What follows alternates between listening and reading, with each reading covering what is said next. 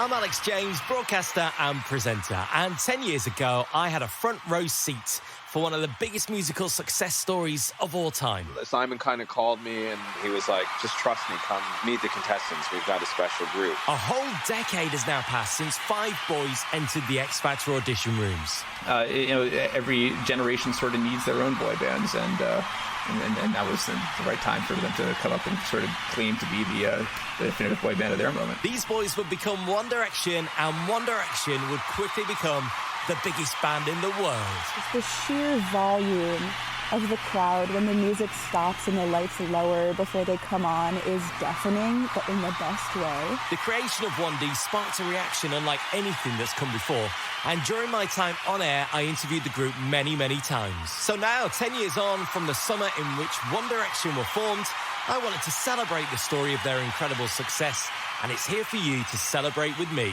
But their story and their success was very much a partnership with the fans, and I think everything that they were doing at that time, it was kind of presented in a way that it was in tandem with the fans to feel like a kind of, it was a shared success and a shared experience. This is 10 years of One Direction.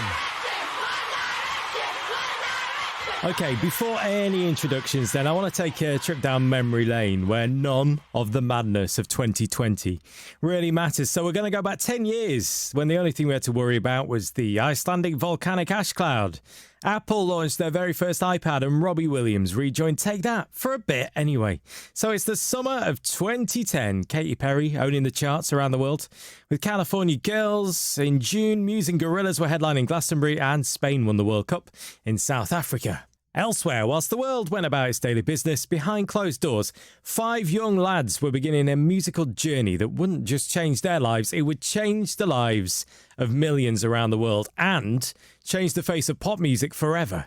Those young lads were, of course, Harry Styles, Liam Payne, Zayn Malik, Niall Horan and Louis Tomlinson. I'm Alex, and during my time as a radio presenter, I've been lucky enough to interview One Direction many, many times. In fact, I've been lucky enough to interview lots of big pop stars. But with the creation of 1D, I experienced something really special and really quite unique, and it gave me a front row seat for how this group rose from the X Factor audition rooms to become the biggest band in the entire world. And now 10 years on from that summer in which One Direction were formed, I wanted to celebrate their incredible success, and it's here for you to celebrate with me. So over the start of 2020, I've caught up with loads of different people who are going to share their memories from such a special time. These are people who work closely with the group, journalists and reporters who remember the magic of 1D in those early days, plus the fans. Of course, the fans. Lots and lots of fans. We love them so much, each of them, and it's just amazing to see that they're still thinking about each other too. We have different cultures, but when it comes to supporting this band, I think, it's universal, I guess, because I get to talk to people who understand, like a group of people who understand how I feel, and then they wouldn't judge me for it in a way. I think Zayn was the first man that broke my heart. He was the first man that broke my heart. Like, when he left, I was completely heartbroken. You can find all my old One Direction interviews on YouTube. And the first time I interviewed the band in 2011, it pretty much set the precedent for every interview from that point. It was silly. It was daft. It was fun. Sometimes it was a bit unruly, but it was always unforgettable. This series is going to relive the group's rise to fame, how they conquered the charts both here in the UK and America. You'll hear from the Directioners who pledged their allegiance to the 1D Army. You'll find out more about how One Direction's power extended beyond music and the legacy of memories that they left behind before they started their inevitable indefinite break in 2016. So the conception point for this whole story is, of course, the X Factor. And it was on a roll at that point, discovering new talent and then that talent finding success. And back in 2006, Leona Lewis proved that you could capture the nation's hearts and ultimately land a US #1. 2008 X Factor will always be remembered for that duet on the final, Alexandra Burke and Beyonce, of course. But 2008 X Factor also gave us something else, and that was a boy band. And quite a decent boy band to boot. So JLS, they were the runners-up. But they proved that with the steady rise of social media, a fan base could be grown during the live shows. And, they became a bit of a blueprint for what came next. So we're on to X Factor 2010. Everything changed. The show was no longer this overblown karaoke show that dominated Saturday night primetime. It was becoming a way of life, and the press were falling over themselves to cover every part of the show. You knew it was going to be good when even the judging lineup made headline news, and the public was lapping all this up, of course. And something else was happening. Beyond the audition rooms and onto the boot camp arena stage, 5 young lads trying their absolute hardest to make it to judges' houses. Our boys then. Harry, choosing Stevie Wonder, rose to the audition challenge like a freshly baked loaf of bread in the Holmes Chapel bakery he was working at the time. Liam back for a second shot after coming so close 2 years earlier, and with nerves of steel taking on Michael Bublé and sending the crowd wild. Niall, such confidence and talent at just 16, with his floppy blonde hair dividing the judges, but when you're given a blessing from Katy Perry as a guest judge, you might as well be blessed by an angel. Zayn, he'd been boxing from the age of 15, and he pulled off a knockout audition, his shyness melting away as he took on Mario's Let Me Love You. And Louis, of course, a Donny lad who'd already played Danny Zuko in Grease. And his X Factor crowd, well, they got chills. They were multiplying. But for the boys, boot camp was tough. And one of the moments that sticks in my mind is when that year's X Factor contestants were given a dance challenge. And this didn't turn out well for Zayn. It was clear he was out of his comfort zone, ready to jack it all in, but Cal gave him a pep talk. And I watched that clip back sometimes, and you've got to give it to Zayn. He wasn't happy, and he knew that wasn't his thing. And let's be honest, dancing was never a thing for One Direction, but that didn't really matter. And this is where the classic move came into play. It's not new to manufacture musical groups. It's been going on for years. Sometimes it really works. Take that, Girls Aloud. And here on the 7th season of The X Factor, it was happening to Harry, Louis, Zayn, Liam and Niall. And if you were already a fan of the boys performing as solo artists, you would have been devastated to see them go. So here it was, the lifeline that gave life to One Direction. And when the X Factor live shows finally came around, One Direction might have been a bit rough around the edges, but their star was rising. Here's Direction and Margaret. She's from Australia, and she believes that there was a magical formula immediately. And so I think to have a group of 5 equally talented and honestly equally good-looking guys, you're bound to become something. Then even after that, they just kept growing, and it's because they never changed really. They were always still the same 5 people who started out, and all the fans could see that. And that's obviously why we continue to support them. Savan Kotecha is a songwriter and was brought on to the X Factor that year to be a vocal coach. Simon kind of called me and was like, would you please come and do the show? I want to sort of get some relevant pop people doing it. And I just remember, I think it was a year I had 2 number ones in England and a big hit with Usher. And I was like, oh, I don't know if I want to do that. It's going to be 3 months of my life. And he was like, just trust me, come meet the contestants. We've got a special group. And I had been around sort of some of the audition phases a little bit. And so I hadn't met them all at once. And he was like, just spend one day. I'm going to bring every contestant in. You get to spend 30 minutes with each contestant that we're going to take to the next round. And I did that, and I met, a lot of great people. It was that girl band. It was Matt Cardle and, Cher Lloyd walked in and I was like, oh, wow, there's something here. She's definitely a star. And then the boys walked in, and I remember exactly when they walked in, because what I noticed was when they walked in, a lot of the crew kind of gravitated to the room as well, which they didn't do for anyone else. And the boys were just so hyper and bouncing off the walls, and Niall was talking about some Westlife songs I did in the past, and it was just I just remember them being so much fun. And just the fact that you notice that the rest of the crew and staff sort of gravitated to the room and were sort of in the corner watching them, and you realize there's something there. And I actually sent an email, which I still have, to Sonny Tucker. He was running Psycho at the time, and I said, that boy band is incredible. And he was like, which boy band? I go, One Direction. He was like, oh, yeah. But there was definitely something special about them from that moment I met them. It was early days for One Direction, thrown together by the judges, thrust onto the X Factor stage as a brand new group and frantically trying to find their feet. Savan recalls the first few weeks of the boys working together. I remember them.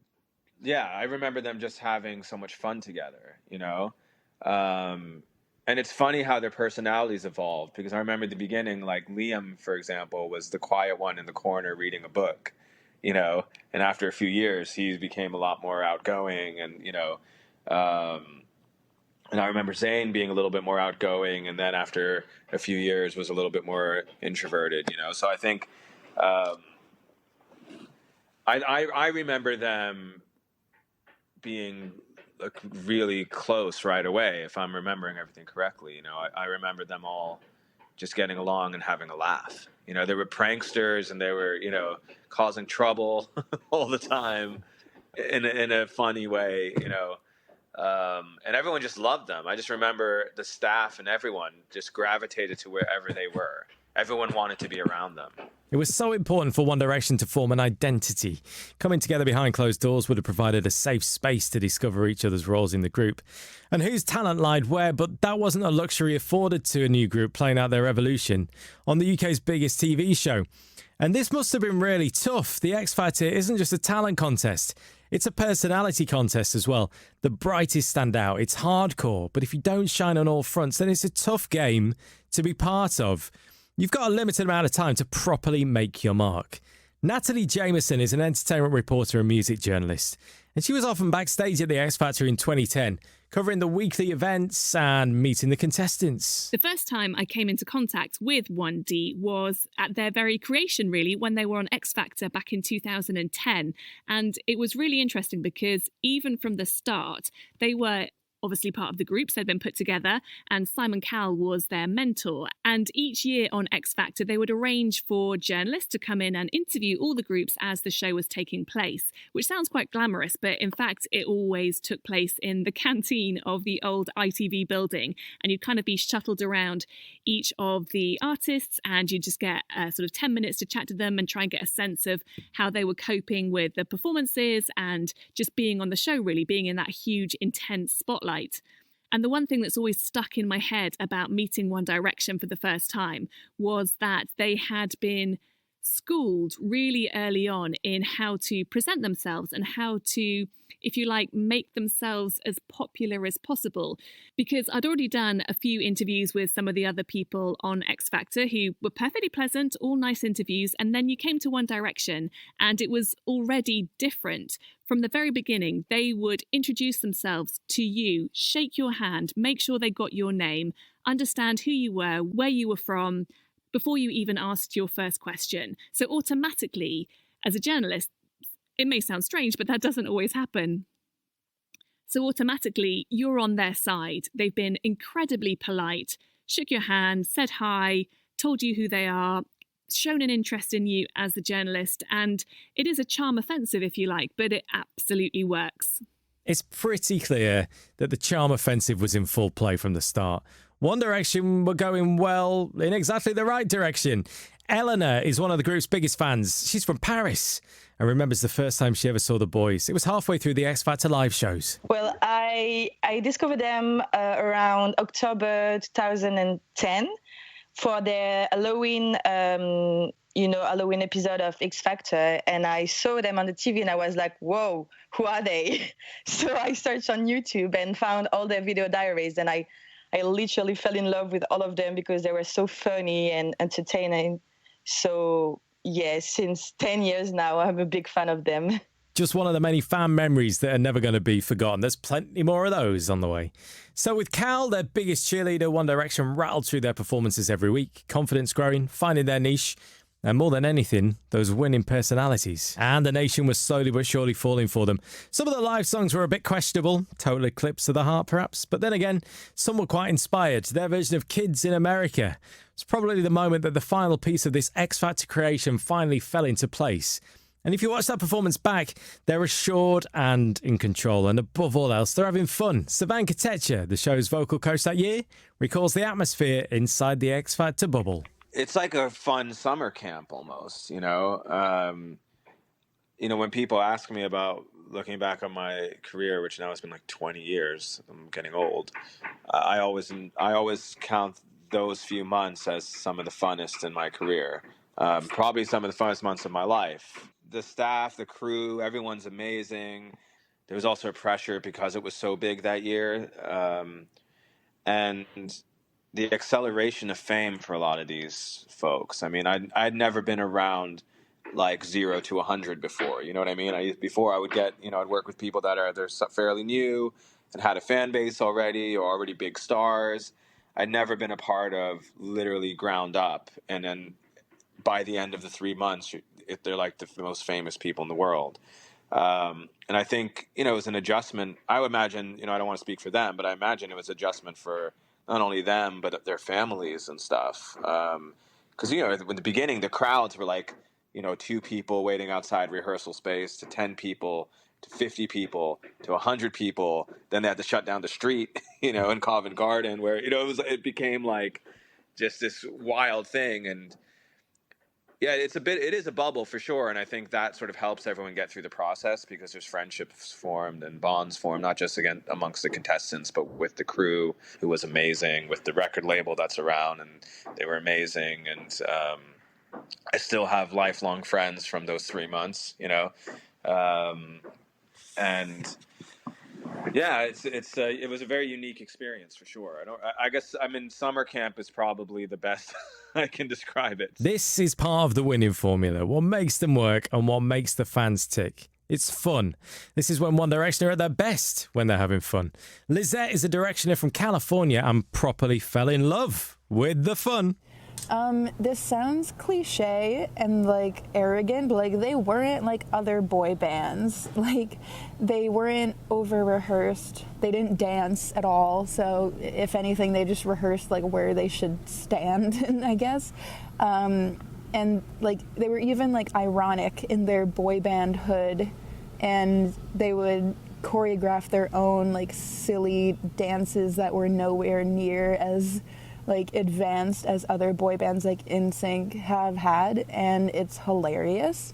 Yeah, it just shows that like if you're talented and charming and like nice enough to your fans, you don't need to be overproduced and you don't need to be super polished and do all the fancy dance moves and stuff. If you can do that, great. Like if you're like as talented, like if you're like BTS, that's something they're extremely talented at, but I didn't need that from One Direction, and I thought it even made it more enjoyable that they kind of poked fun at that. So back on the show, this was turning into X Factor's defining year. Simon Cowell on fine form, Cheryl had risen to national treasure status, and with a strong stable of talent heading for the final weeks, the nation was turning on in their millions. Colin Patterson is the BBC's entertainment correspondent and was covering all the X Factor action that year. The other thing that's important about 2010 in X Factor history, it was the peak ratings-wise. 14 million people tuned in to see that final. It just had the zeitgeist at that time. It had been building year on year, producing bigger and bigger stars each year, and there was a lot of talent this year. And when you think that Cher Lloyd came fourth and went on to have 2 US top 20 albums, that is quite staggering. Rebecca Ferguson, who was second, went on to have 4 UK top 10 albums. The First Heaven, actually a pretty classy affair. I remember reviewing it at the time and thinking, this is pretty good. So it all came down to that final night. Not once had One Direction ended up in the bottom 2, and by the time the final did roll around, with the buzz growing online and the crowds of screaming girls out to support them on their home visits, there was a genuine feeling that maybe, just maybe, a group could actually finally win this thing.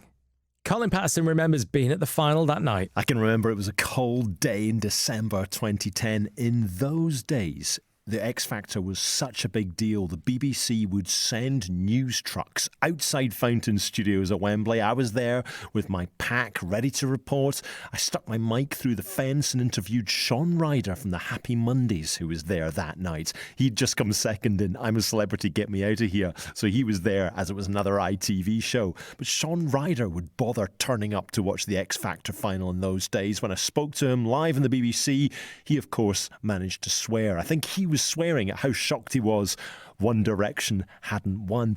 The thing is, I don't think Simon Cowell even wanted One Direction to win, because he had seen that often the person that would go on, or the act that would go on and have the long career from the X Factor, was not the winner.